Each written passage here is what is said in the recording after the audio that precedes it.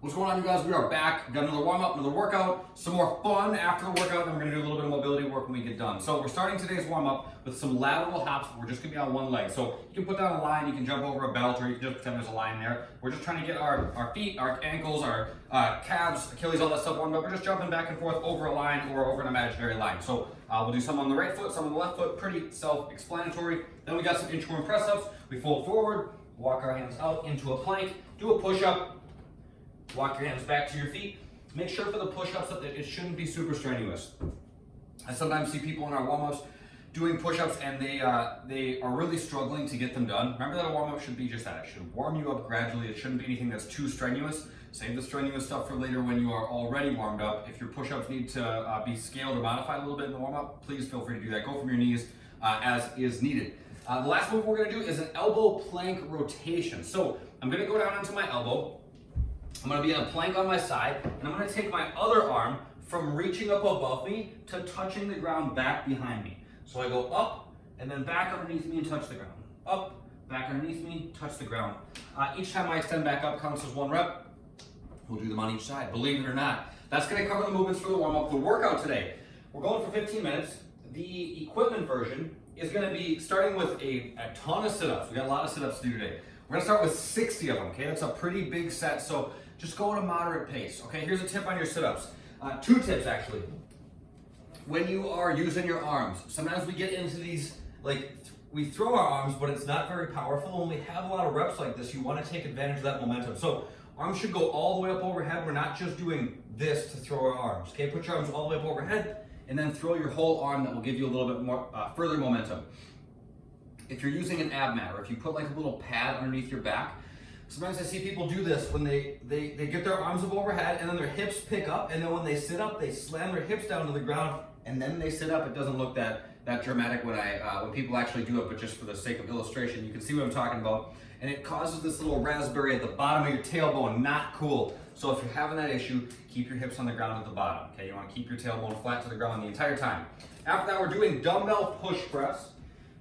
So I got one dumbbell per hand. I put them up on my shoulders. I squeeze my belly, dip, drive and push to overhead. Okay, that's the push press. Then I'm back to a set of 30 sit-ups, and then I'm doing dumbbell hang clusters, okay? The cluster is a combination of a clean into a thruster. So I grab the dumbbells at my sides.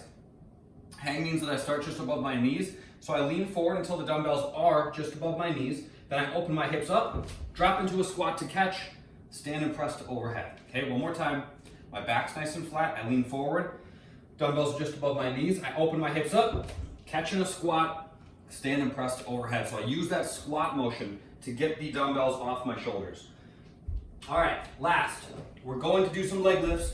We're gonna lock the dumbbells out overhead for a little bit further challenge. So one dumbbell per hand, I lock them out above me, pack my shoulders down to the ground. I'm gonna lock my knees out, point my toes, and then I'm gonna lift my legs up to vertical, and then gently come back down. Tap and lift, okay? Nice and slow on those.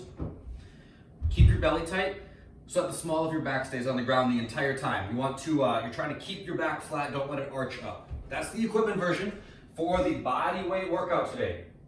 Still a lot of sit-ups. We're doing incline push-ups and jumping squats. So incline push-ups are, the more inclined you are, the easier they become. You can do them on a wall if you're just starting out, okay? You could do them on a couple of books if you want more challenge, right? The more horizontal you are, the more challenging they are. The more vertical you get, the easier they will be. Remember that regardless of how you're doing them, this is the shape at the bottom, okay?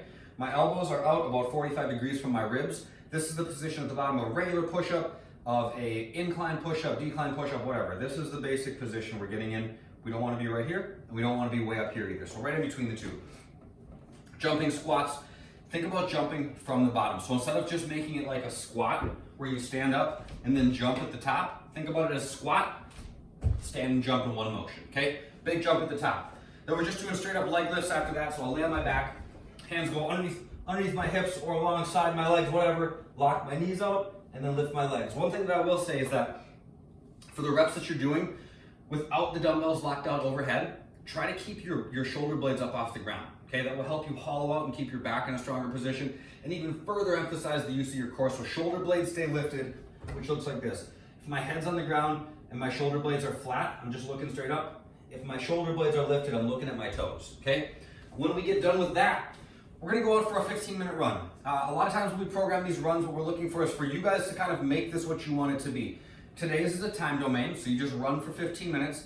If you get done with this workout and you're like, whew, that felt good, I'm energized, I'm ready to go, then go ahead and get after it for a while. If you, on the other hand, are just like, okay, I'm sweaty, I'm a little tired, I don't want a ton more challenge, then just go out and jog for 15 minutes. But go out, get after it, enjoy the nice weather, and go get after it. 15 minutes of running is the fun for today.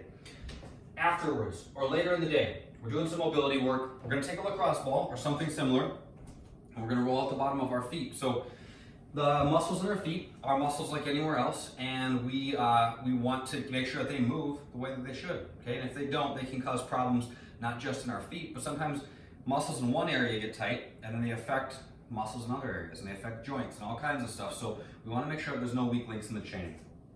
There's nothing super specific about this, except for the fact that I want you to try to cover your whole foot. We're doing 3 minutes per foot, and I want you to go all the way from the top to the bottom, to the inside, to the outside. Scour the whole foot as you go. You can flex your toes back. You can bend them around the ball. Just try to get creative here and move around the entire foot. Try to get the muscles in the entire bottom of the foot moving as much as you can. And you will have done some productive mobility work for the day. Oh, if you want a cool test, before you do this, lock your knees up, fold forward and see how far you can get. Now when you're done, do it again. I bet you will get further the second time you do it in your forward fold. So try it out. That's all for today, you guys. I'll see you on the next one. Have a good day.